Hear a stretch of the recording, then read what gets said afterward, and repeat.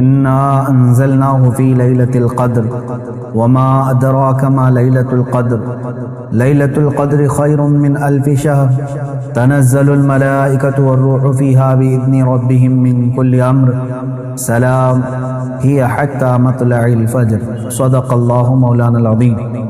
بارگاہ رسالت معاب صلی اللہ تعالی علیہ وسلم میں درود پاک کا ہدیہ پیش کریں۔ اللہم صلی علی سیدنا و مولانا محمد معدن الجود والکرم وآلہ واصحابہ الکرام وابنہ الکریم وبارک وسلم صلاة دائمة سرمدا ابدا۔ عزیزان گرامی وقار، آج کی یہ شب احادیث رسول صلی اللہ تعالی علیہ وسلم کے مطابق ممکنہ لیلۃ القدر میں سے ہے۔ حضور اکرم صلی اللہ تعالی علیہ وسلم کے فرمان عالی شان میں یہ ملتا ہے کہ شب قدر کو رمضان کی آخری طاق راتوں میں تلاش کرو، 21، 23، 25، 27 اور 29۔ اور اکثر فقہائے کرام، اولیاء کاملین اور بزرگوں کا رجحان لیلۃ القدر کے متعلق اس رات ہی کی طرف گیا ہے، وہ 27ویں شب ہی ہو سکتی ہے، زیادہ غالب گمان یہ ہے۔ اور ہم لیلۃ القدر کو، شب قدر کو اس لیے بھی ڈھونڈتے ہیں کہ اس رات کی فضیلت میں میرے آقا صلی اللہ تعالی علیہ وسلم نے ارشاد فرمایا، اس رات جو بھی مومن بندہ ایمان کے ساتھ کھڑا ہوا اپنے رب تعالیٰ کے حضور، رات میں عبادت کے لیے کھڑا ہوا، توبہ و استغفار کیا، تو حدیث پاک میں اللہ تعالیٰ اس کے پچھلے تمام گناہوں کو معاف فرمائے۔ اس لیے لیلۃ القدر کی جستجو میں ہر مومن رہتا ہے کہ اس رات کو اگر اللہ تبارک و تعالیٰ نے معاف کرنا ہے، اس میں میرا بھی نام شامل ہو جائے تو پچھلے سابقہ تمام گناہ معاف کر دیے جائیں۔ اللہ تبارک و تعالیٰ ہمیں لیلۃ القدر کی برکتیں عطا فرمائے اور سابقہ خطا اور گناہوں کو مولا معاف فرمائے۔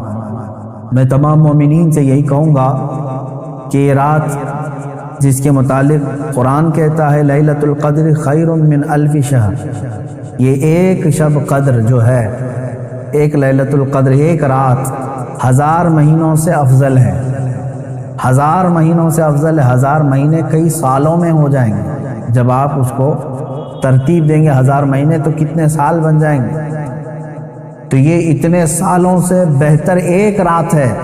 یوں سمجھ لو پوری زندگی عبادت کرنا ہے ایک طرف، اور لیلۃ القدر کی اس مقدس گھڑی میں عبادت کرنا ہے ایک طرف۔ اس لیے اس رات کو ضائع ہونے نہ دیں۔ جو لوگ اس رات کو عیش و عشرت میں اور ادھر ادھر بیٹھ کر کے یا پھر گھومنے پھرنے میں، بائک رائڈنگ میں اور لوگوں کے تماشے دیکھنے میں جو گزارتے ہیں، میں سمجھتا ہوں وہ بہت بڑے حرمہ نصیب ہیں۔ انہوں نے اپنی قسمت میں ملی ہوئی اس رات کو اپنے ہاتھوں ضائع کیا، ہلاک کیا۔ اور اسی لیے میرے آقا صلی اللہ تعالیٰ علیہ وسلم کی حدیث بھی ملتی ہے، وہ شخص تباہ و برباد ہو جائے، ہلاک ہو جائے جو رمضان کو پایا مگر اس کی قدر نہیں کیا۔ اب حضور پاک صلی اللہ تعالیٰ علیہ وسلم نے اس کے لیے دعائے ہلاکت فرمائی ہے، تو ایسا بندہ تو ہلاک ہونا ہی ہے، ایسے کو تو برباد ہونا ہی ہے جو رمضان پایا لیکن اس کی قدر نہیں کر سکا۔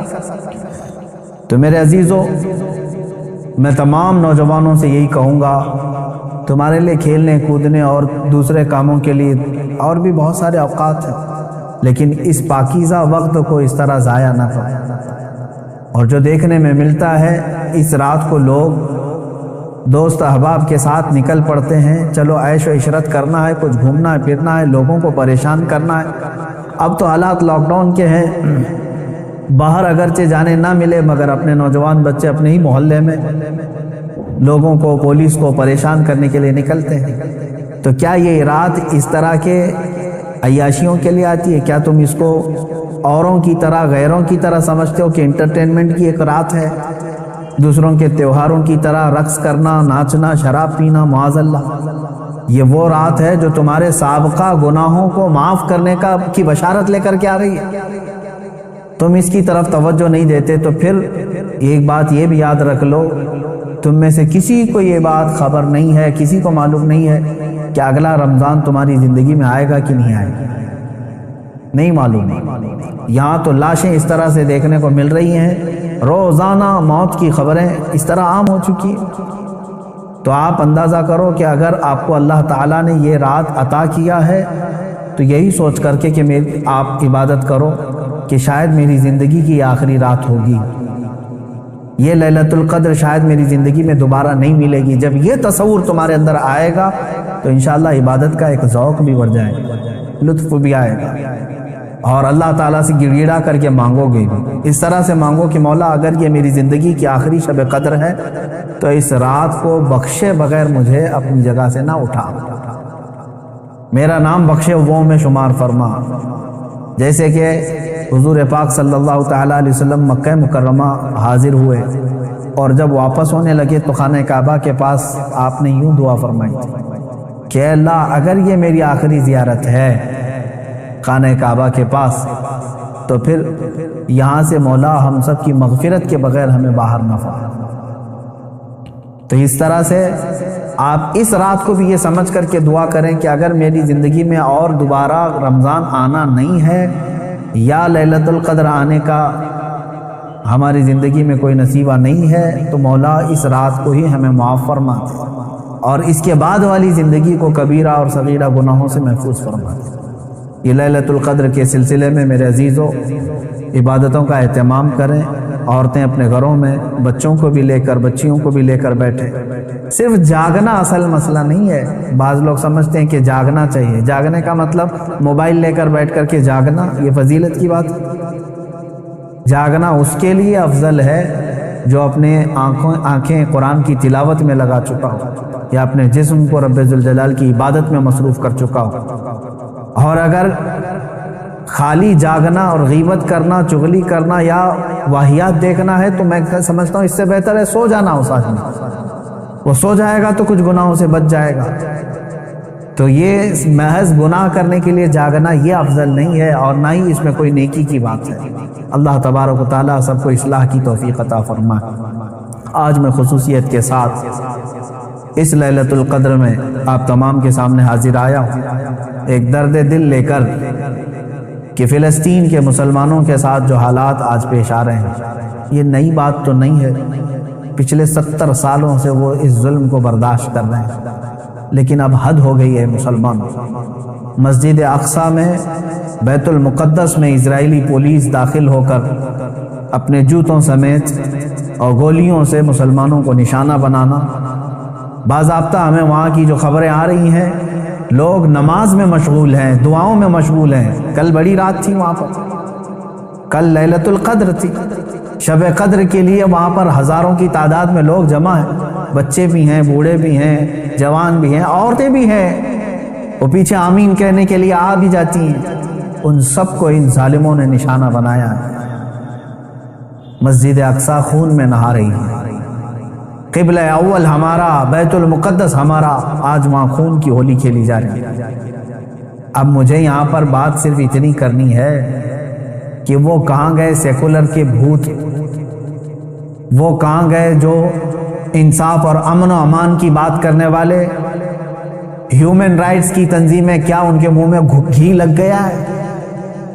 کیا ہے آج ان مسلمانوں کے خلاف جو حالات پیدا کیے جا رہے ہیں اسرائیلیوں کی طرف سے، اس پر کوئی آواز نہیں اٹھاتا؟ یہ دہشت گردی نہیں ہے میرے عزیزو؟ آپ سمجھو پوری دنیا ایک طرفہ دہشت گردی کے لیبل کو صرف مسلمانوں پر چسپاں کرنا چاہتی ہے۔ ورلڈ کا سب سے بڑا دہشت گرد ہے یہ اسرائیلی حکومت کے انڈر میں اس طرح کی جو سازشیں ہو رہی ہیں۔ آپ سوچیں کسی بھی مذہب کے، کسی بھی دھرم کے لوگ جب عبادت میں ہوتے ہیں تو گویا کہ وہ دنیا سے کنارہ ہو کر اپنے اپنے خدا کے پاس جا رہے ہیں، یہی تو ان کا تصور ہوتا ہے۔ عبادتوں کے وقت کسی کو گولیوں کا نشانہ بنانا اور صفوں کو درہم برہم کرنا اور بچوں پر بھی گن تان لینا اور وہاں کے نوجوانوں کے سر پر جوتیاں رکھ کر کے کھڑے ہو جانا، عورتوں کے دوپٹے کھینچ لینا، یہ ہے ایک چہرہ اسرائیل کا جس کو دنیا بتانا نہیں چاہتی۔ اور وہ سب حد پار کر کے بھی امن کے مسیحا ہیں اور دہشت گرد ہم ہیں۔ وہ قتل بھی کرتے ہیں تو چرچا نہیں ہوتا، ہم آہ بھی کہتے ہیں تو ہو جاتے ہیں بدنام۔ میرے عزیزو، اب یہ وقت قیامت کے قریب کا ہے، آپ دیکھو کہ تمہارا مسیحا ہے کون تمہارے لیے آواز اٹھانے والا ہے۔ تقریباً 57 ممالک اسلامی نام سے جانے جاتے ہیں، ان میں کا کوئی لیڈر سوائے ترکی یا کچھ لوگوں کے، یہ سارے اپنے عیاشیوں میں مصروف ہیں۔ فلسطین کے بچوں کو ایک لقمہ کھانا دینے کے لیے بھی سعودی عرب کی حکومت تیار نہیں، امارات تیار نہیں۔ یہ تو اسرائیل کے ساتھ پینگے بڑھا رہے ہیں، اسرائیل کے ساتھ معاہدے کرنے چلے ہیں، اپنی پراپرٹیاں اور اپنے ایئرپورٹ ان کو گروی دینے کے لیے چلے ہیں۔ سمجھنے کی آج ضرورت ہے، جہاں اسلامی ملک ہم سمجھ رہے ہیں، سعودی ہو یا امارات ہو یا بحرین ہو یا قطر ہو، یہ تمام ممالک، ان سب کی نہ جانے کون سی مجبوریاں ہیں، یا ان کے گھروں میں کون سے یہودی آ کر داخل ہو چکے ہیں، یہ واللہ اعلم، کہ نہ سیریا کے مارے جانے والے مسلمانوں کے لیے بات کرتے ہیں، نہ فلسطین کے نہتے بچوں کے لیے بات کرتے ہیں، نہ یہ برما کے قتل عام پر کوئی بات کرتے ہیں۔ ان کو تو کچھ لینا دینا نہیں ہے امت مصطفیٰ سے، بلکہ یہ الٹا امت کے ان غریب مسلمانوں کو بلیم کرتے ہیں کہ یہ اس طرح دہشت پھیلاتے ہیں۔ ایک وقت آئے گا، دیکھ لینا، ان کی کرسیاں ہلیں گی، وقت آئے گا جب ان کے تاج اچھالے جائیں، یہ سب بہت بری موت مارے جائیں گے، اس لیے کہ میں نے پڑھا ہے کفر کی حکومت تو چل سکتی ہے لیکن ظلم کی حکومت نہیں چلے گی، ظلم زیادہ دن تک نہیں چلے گا، یہ صدائے بازگشت ہے، پلٹ کر کے واپس آنا ہے۔ آپ کو پتہ ہے، میں نے دیکھا ہے فلسطین کے بہت سارے لوگوں کو جن حالات میں وہ زندگی گزار رہے ہیں، اللہ کی پناہ، 35 سال 40 سال سے ان کی مارکیٹوں پر کرفیو لگی ہے۔ کرفیو سمجھتے ہیں، ایک دن 2 دن کرفیو لگے تو ہمارے دکانوں پر تالا، اور 40 سال سے کرفیو لگا کر کے رکھے کچھ مارکیٹس میں، بازاروں میں، دکانوں پر جالے لگ چکے ہیں، بہت ساری پراپرٹیاں اور جائیدادیں ہڑپ کر کے اسرائیلی غصب کر کے بیٹھے ہوئے ہیں۔ یہ ساری کی ساری چیزیں بنا ان عرب لیڈروں کی اجازت کے اور ان کی منظوری کے نہیں ہو رہی ہیں، یہ سب میں ان لوگوں کی ہمدردیاں شامل ہیں۔ انہوں نے سعودی ہو یا جتنے بھی یہ مسلم کنٹریز ہیں، فلسطین کے بچوں کے خون پر اپنی کرسیاں بچھائے ہوئے ہیں۔ آج ہمیں درد ہوتا ہے اس بات کا میرے عزیزوں کہ اب مسجد اقصیٰ کو بھی انہوں نے پامال کر دیا، مسجد اقصیٰ کے اندر داخل ہو کر کے اپنی گن کو اٹھا لیا اور عبادتوں کی اور صفوں کو وہاں پر درہم برہم کر دیا۔ اب یہ تمہارے سمجھنے کا وقت آ چکا ہے، اب مسلمانوں تمہارے اتحاد کا وقت ہے، لیکن ہم تو یہاں سے آواز اٹھاتے ہیں، جتنا ہو سکے میں بیدار کرنے کے لیے آواز اٹھاتا ہوں، ورنہ رہ رہ کے 100 زخموں کا خیال آتا ہے، کس زخم پر ہم بات کریں آج۔ اسی لیے وہ حالی کا شعر مجھے یاد آتا ہے، رسول پاک کی طرف مخاطب ہو کر کے حالی نے کہا تھا، اے خاص ہے خاصان رسول وقت دعا ہے، امت پہ تیرے وقت عجب آ کے پڑا ہے۔ آج یہی حال تو ہے امت پر، ایسے حالات کہ ہماری بہنیں بہت چیخ رہی ہیں اپنی عزت کے لٹنے پر، ہماری ماؤں کو بے آبرو کیا جا رہا ہے، لیکن ان کی مدد کے لیے اٹھنے والا کوئی شہ سوار نظر نہیں آتا۔ مشرق سے مغرب تک، شمال سے جنوب تک ایک چپی اور ایک خاموشی، ایک ایسا سنسان ماحول ہے کہ سب اپنوں میں اور اپنے آپ میں مست ہیں۔ تمہیں معلوم ہے آج ہم افطاری کے لیے بیٹھتے ہیں تو بڑی بڑی نعمتیں کھا لیتے ہیں، ان بچوں کا کیا ہوتا ہے جن کی افطاری کے وقت ان کے باپ اور ماں کی لاشیں سامنے رکھی رہتی ہیں؟ رمضان المبارک ان کا ہر سال اس طرح سے خون میں نہلا دیا جاتا ہے، یہ کون سا انصاف ہے؟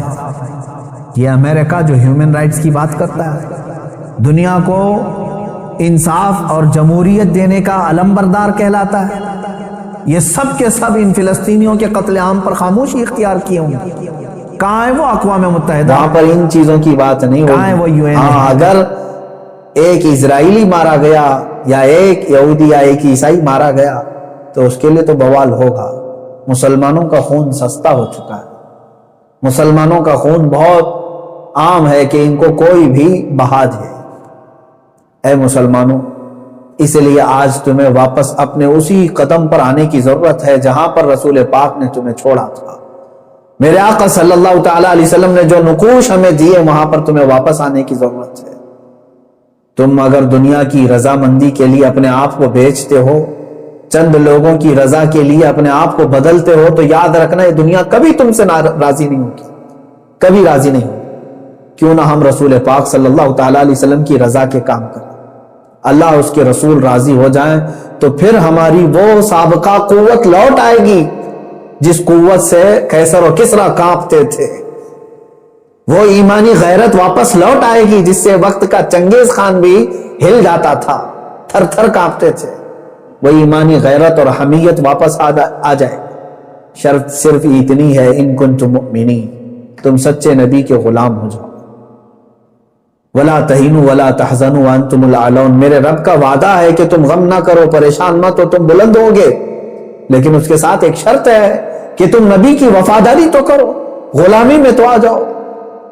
آج فلسطین ہے، اس کے بعد شام ہے، اس کے بعد عراق ہے، اس کے بعد یمن ہے، پھر افغان ہے، برما ہے، یہ سب جگہ مذبح خانہ بنا ہوا ہے۔ جانور بھی اتنے نہیں کاٹے جاتے جتنے وہاں کے انسان کاٹے جاتے ہیں۔ میرے عزیزو، آج کے ان حالات کو دیکھ کر کے مجھے اندازہ ہو رہا ہے اب رب تبارک و تعالیٰ کا یہ قہر ہی تو ہے کورونا۔ جب ظلم بڑھتا ہے تو بلائیں بھی پھیلتی ہیں۔ یہ جتنے ظالم ہیں دیکھ لینا یہ بلاؤں میں گرفتار ہوں گے۔ آج یہ جو حالات پیدا ہوئے ہیں، کثرت سے یہ بیماری کا پھیل جانا اور کثرت سے موتوں کا ہو جانا، آپ کیا سمجھتے ہیں؟ یہ بھی ایک اللہ تعالیٰ کے غضب کی نشانی ہے، یہ اس کے قہر کی نشانی ہے۔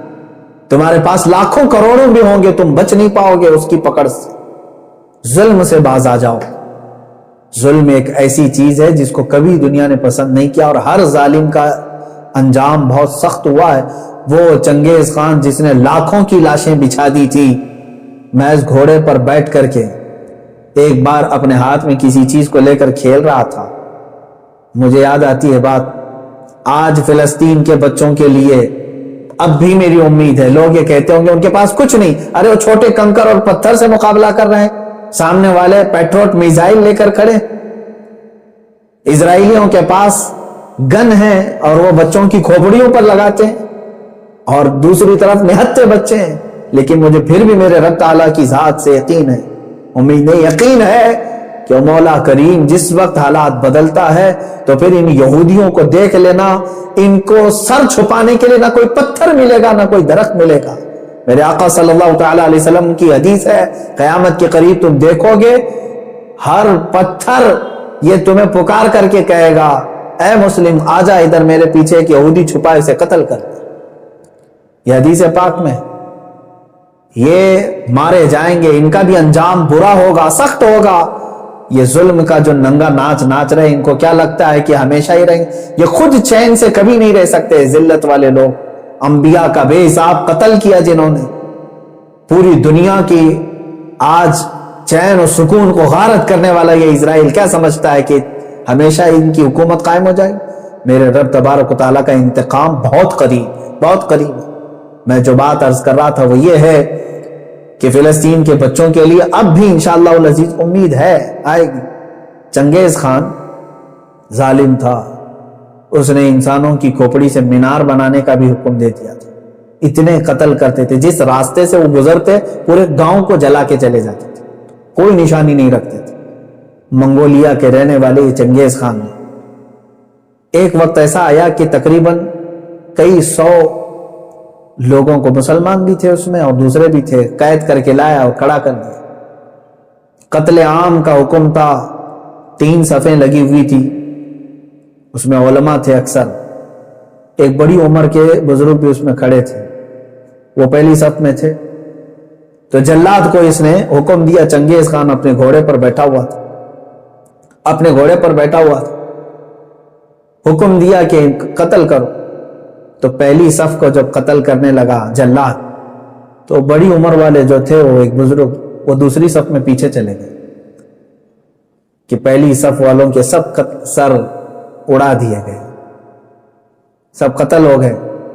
چنگیز خان دیکھ رہا تھا کہ ایک بوڑھا پہلی صف سے دوسری صف میں جا رہا ہے، دوسری صف کے قتل کا حکم ہو گیا، تو وہ بوڑھے میاں تیسری صف میں چلے کہ بچ جاؤں کہیں سے۔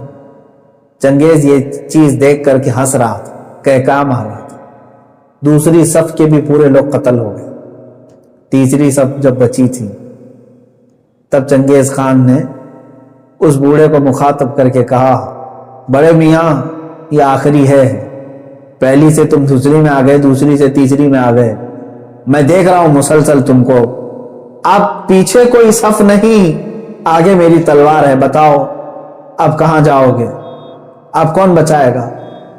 اس بزرگ نے کہا، میرے رب کی ذات سے اب بھی مجھے امید ہے، میرے اللہ سے مجھے اب بھی امید ہے، وہ اگر چاہے تو اب بھی مجھے بچائے گا۔ کہا کہ اب کوئی صورت ہی نہیں ہے تمہارے بچنے، قتل عام کا حکم تھا، تیسری صف کے لوگوں کو قتل کرنے کا آرڈر دیا ہی تھا، اچانک وہ کوئی چیز لے کر کے اپنے ہاتھ میں کھیل رہا تھا چنگیز، اس کے ہاتھ سے وہ گر گئی، وہ چیز جیسی گری وہ جھک کر کے اٹھانے گیا تو گھوڑا ڈر گیا، اس کا ڈر کر کے بدک گیا اور ایسا دوڑا کہ چنگیز کے پیر جو ہے اس کے زین میں پھنسے رہ گئے اور سر نیچے لٹکا رہ گیا، اور گھوڑا اتنا سرپٹ دوڑتا گیا کہ اس کا سر جو ہے پتھروں سے ٹکراتا چلا، اتنا ٹکرایا، لوگ پکڑنے کی کوشش کرتے رہے، گھوڑا کسی کے ہاتھ میں نہیں، وہ بہت اعلیٰ نسل کا گھوڑا تھا جو چنگیز استعمال کرتا تھا۔ وہ گھوڑا بھاگتا رہا یہاں تک کہ بہت دیر کے بعد جب چنگیز خان کے گھوڑے کو قابو میں کیا گیا، اس کا سر جو ہے کئی پتھروں سے ٹکرا چکا تھا اور اس کے بعد اس کی موت آ چکی تھی، موت آ گئی۔ اس بابا نے کہا تھا، اب بھی اگر اللہ چاہے تو مجھے بچا لے، ظالم اگر سر پر بھی کھڑا ہے، گردن پر تلوار بھی ہے، اگر رب تبارک و تعالیٰ چاہے تو ظالم کو اسی وقت اس کے انجام تک پہنچا دے۔ آج بھی اسرائیل نے اگر حد کر دیا، بچوں کے خون، عورتوں کے خون کو مسجد اقصی میں بہا دیا، تو یاد رکھنا رب تبارک و تعالیٰ دیکھ رہا ہے۔ وَمَا اللَّهُ بِغَافِلٍ عَمَّا يَعْمَلُ الظَّالِمُونَ، اللہ ہرگز ظالموں کے کام سے غافل نہیں، انما یؤخرہم لیوم تشخص فیہ الابصار، ہاں وہ تھوڑا مؤخر کرتا ہے اپنی پکڑ کو، لیٹ کرتا ہے، دیر کرتا ہے پکڑ کو، کیوں؟ تاکہ سارے لوگ اس کا انجام دیکھ سکیں، سارے لوگ اس کا انجام دیکھ سکیں، وہ تھوڑا سا ڈیلے کر کے بعد میں پکڑ کرتا ہے، اور جو ڈھیل ہوتی ہے اس کو کوئی یہ نہ سمجھ لے کہ وہ جو کر رہا ہے اچھا کر رہا ہے۔ لیکن میں تمام مسلمانوں سے کہنا چاہوں گا، اب بعض لوگ تو اپنی تسبیح اپنے مسلح پر تو آئی گئے ہیں کہ چلو فلسطین کے بچوں کے لیے دعا کرنا ہے، ظاہر سی بات ہے اب دعا کے علاوہ بہت سارے لوگوں کے پاس بچا کیا ہے، آج یہی حالات ہیں ہمارے۔ لیکن ساتھ میں نوجوانوں سے کہنا چاہوں گا، اٹھو وہ گر نہ حشر نہ ہوگا پھر کبھی، دوڑو کے زمانہ چال اپنی چل گیا، جو چنگاری وہاں پر، جو آگ وہاں پر لگی ہے اس کی چنگاریاں تمہارے گھر میں آنے پر دیر نہیں لگے گی۔ یاد رکھنا، پڑوس کے گھر میں اگر آگ لگی ہے تو چادر تان کر کے سو جانا یہ بیوقوفی ہے کہ اس گھر کی آگ کی چنگاریاں تمہارے گھر کو بھی جلا کر خاک کر سکتی ہیں۔ یہ تمہیں جگانے کے لیے، بیدار کرنے کے لیے ہے۔ جہاں جہاں تم ظلم کی یہ تمام داستانیں سن رہے ہو، وہ چنگاریاں تمہارے گھر سے بہت قریب ہیں، تمہارے گھروں کو خاکستر کرنے کے بھی منصوبے بنائے جا چکے ہیں۔ اس لیے ایمان کے ساتھ اور محبت مصطفیٰ کے ساتھ بیدار ہو جاؤ، قوت عشق سے ہر پست کو بالا کر دو، دہر میں نام محمد سے اجالا کر دو۔ مولا کریم اے رب رحیم، اے غفور و رحیم مولا، آج کی اس مقدس رات ہم تیرے دربار میں دعا کرتے ہیں، اے رب ذوالجلال تو رحم اور کرم فرما دے، امت مصطفیٰ پر کرم فرما دے۔ اے اللہ تیرے دربار میں ہم ہاتھ پھیلائے ہیں، فلسطین کے نہتے بچوں پر تو رحم فرما دے۔ اے اللہ رمضان کا پاکیزہ مہینہ ہے، اے کریم خدا، رمضان میں لوگ روزے سے رہتے ہیں، دن بھر بھوکے رہتے ہیں، اے کریم خدا اسرائیلی یہودی ظالم جنہوں نے ان کی افطاری سے قبل ان کو خون میں نہلا دیا، یا ان کے رات کی تراویح میں ان کو خون سے نہلا دیا ہے، مولا تو کریم ہے، تو رؤوف و رحیم ہے، عزیز ذو انتقام ہے، ان ظالموں کو کیفر کردار تک پہنچا دے، ان کو تہس نہس فرما دے، اسلام و سنیت کا بول بالا فرما، کفر و شرک کا منہ کالا فرما، جتنے برے منصوبے اسلام اور مسلمانوں کے خلاف بنائے جاتے ہیں مولا سب کو تو خاک میں ملا دے۔ اے رب ذوالجلال احسن الخالقین، ہم سب کے تمام پچھلے سابقہ گناہوں کو معاف فرما دے، نیک اور اچھی زندگی عطا فرما دے، تیرے حبیب پاک صلی اللہ تعالیٰ علیہ وسلم کی سچی پکی عقیدت و محبت نصیب فرما، لیلۃ القدر کی برکت سے مولا ہم سب کی مغفرت فرما، جتنے لوگوں نے مجھے دعا کی درخواستیں کی ہیں سب کی جائز مرادیں پوری فرما، ہماری ماؤں بہنوں بچیوں بیٹیوں بہوؤں سب کی عزت و آبرو کی حفاظت فرما، جو بے اولاد ہے انہیں صالح اولاد عطا فرما، جو بے روزگار ہے انہیں حلال روزیاں عطا فرما، جو مقروض ہیں ان کے قرضوں میں آسانیاں عطا فرما۔ اے رب ذوالجلال، جو جس پریشانی میں مبتلا ہے تو بہتر جانتا ہے، تو علیم و خبیر ہے مولا، سب کی پریشانیوں کو دور فرما دے مولا، ہماری نسلوں میں قیامت تک عاشقان مصطفیٰ پیدا فرما، ہماری اولاد کو ہماری نسلوں کو گستاخان رسول سے بچا لے۔ اے رب ذوالجلال، ہماری دعاؤں کو رسول پاک صلی اللہ تعالیٰ علیہ وسلم کے صدقے و توسل قبول فرما۔